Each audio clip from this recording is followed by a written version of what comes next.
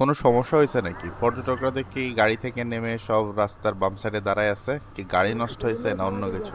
যাই হোক, গাড়িতে কোনো ঝামেলা হতে পারে, এই জন্যই মনে হয় নামছে এরা। আমরা আগাই যাই। এই কক্সবাজার এই রোডটা যে কেন 4 লেন করে না, এই জিনিসটা আসলে বুঝতেছি না। এই রোডটাতে এত বেশি গাড়ি থাকে, আর মানে এখানে আগায় যাওয়ার মানে হচ্ছে কাইন্ড অফ কুতকুত খেলা। কারণ হচ্ছে আপনাকে গাড়িগুলো যখন ওভারটেক করতে হবে, এভাবেই যাইতে হবে, কিছু করার নাই। কুতকুত খেলেই যাইতে হবে আর সাবধানে যাইতে হবে। ব্লাইন্ডে কোনোভাবেই ঢোকা যাবে না। বাইকার্সরা একটু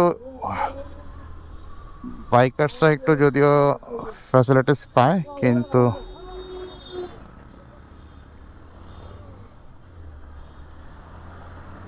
অনেকগুলা গাড়ি একসাথে জমে গেছে।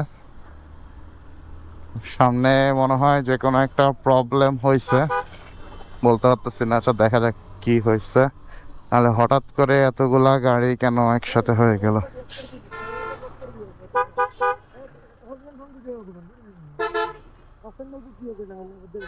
এখানে